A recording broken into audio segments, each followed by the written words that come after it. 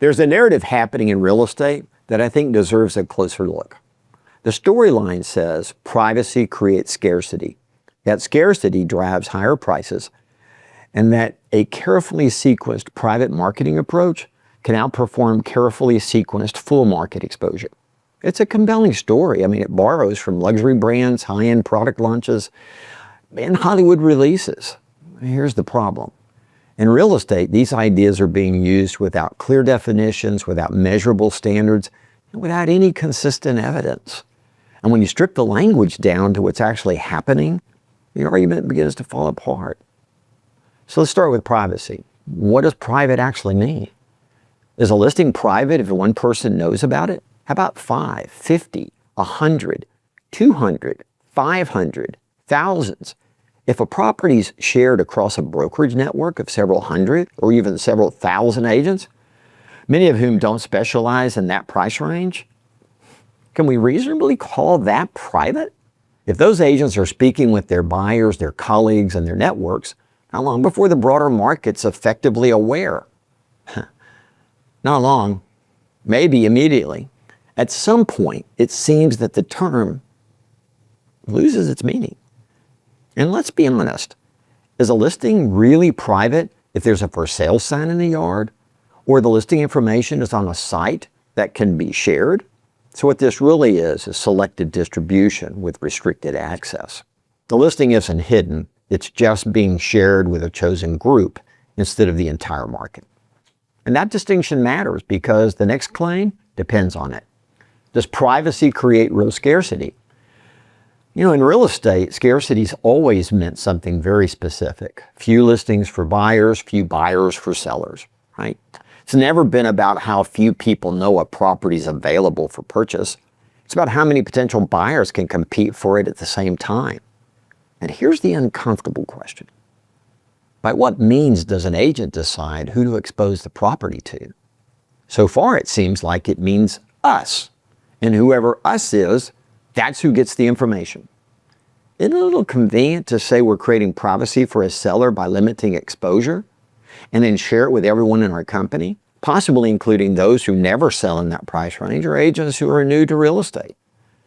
It really doesn't seem like scarcity on behalf of the seller. It looks to me like us versus them, where the us is arbitrary. So why does that matter? Well, because here's a truth in real estate. Exposure drives demand, period. The market doesn't reward potential, it rewards participation.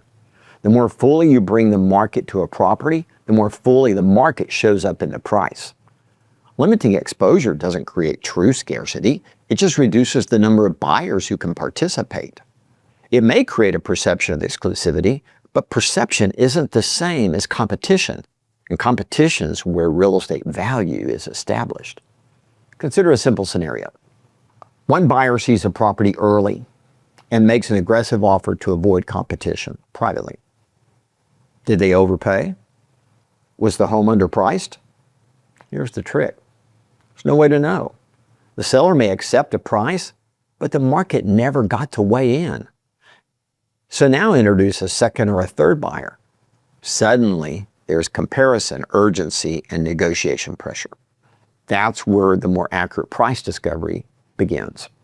And that's where sellers gain their real leverage. The few buyers who know, the easier it might be to sell. But the more buyers who know, the harder it is to miss the best price. Now, that's not philosophy. That's probability. In practical terms, you don't create demand through exclusivity. You risk missing it. And what about sequencing? In theory, bringing a property to market in phases, testing interest, gathering feedback, building momentum, that could be smart. But for sequencing to be a real strategy, it has to be defined. So here's the question. What determines when a property moves from private to public? Is it time? Is it a set number of days? A certain number of showings or inquiries? If no acceptable offer comes in, does the next phase begin? Without clear triggers, sequencing isn't a system at all. It's discretionary. And discretionary systems can't be measured, repeated, or proven. And that's the challenge. The price reduction argument doesn't hold up either. Another argument often made is that public price reductions harm sellers by signaling weakness? Maybe. But what could also be true is the seller actually uses a price reduction to reinvigorate interest and signal to the market that they're serious about selling. That's not the issue here. The arguments that limited access equals less people who know there's a price drop, so we have a simple question to ask. Who knows about the price drop? If a listing has already been shared across an internal network, that network knows the original price. When the price drops, the network knows. The change information exists. It's just contained within a preferred audience. And here's the kicker. That private audience is the same group that was supposed to sell the property in the first place. So let's not pretend that a listing coming to MLS after it didn't sell privately goes unnoticed. Every agent sees it. They all know it was shopped. They all know it didn't sell.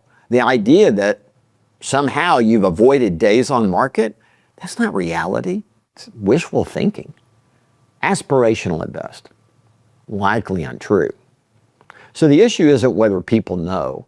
It's which people know and who gets to decide who knows. It's a preference for controlled visibility. There's actually an economic term for this called information asymmetry. That's a mouthful. But it's an insightful one. So what is it? Well, information asymmetry occurs when one party in an economic transaction possesses greater material knowledge than the other, leading to potential market inefficiencies, imbalances of power, and in severe cases, market failure. So make no mistake about it, the approach being advocated and already being taken is absolutely putting the entire marketplace at risk. And for what reason? A quick word about seller choice, though. Of course, sellers have choices. They always have, but choice alone doesn't make a strategy good. In every professional field, the client makes the final call on everything. But the professional's job is to present the options clearly, explain the trade-offs, and do it without bias driven by their own incentives. And incentives here are worth noting.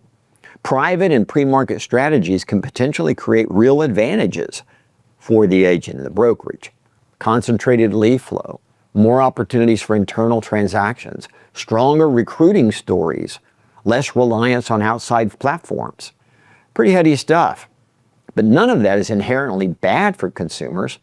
They're just advantages for the agent and their company, not the consumer.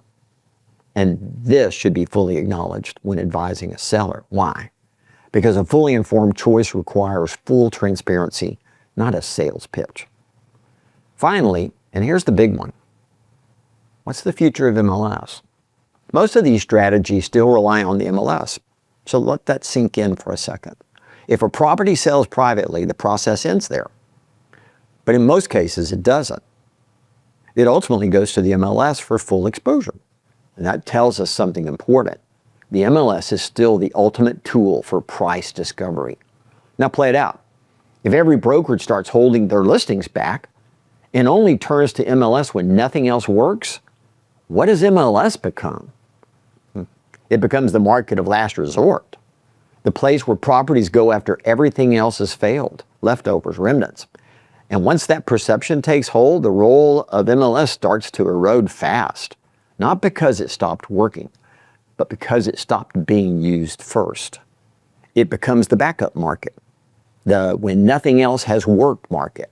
If this were to happen, it'd be a fundamental shift in how the residential real estate marketplace has evolved over time. From a transparent system built on shared information for the good of all sellers and buyers, to a fragmented system built on selective access for the good of the brokerage. This isn't simply a debate about listing strategy. It's an existential question about how the market actually works. Feedback has value, preparation matters, sequencing can be useful, and all of that can be done within the framework of an open and transparent marketplace. We've been doing it for years. These aren't new ideas. But if the goal is to give sellers the highest probability of achieving the best possible outcome, there's still one mechanism that consistently delivers that result. Broad exposure that creates the opportunity for real competition.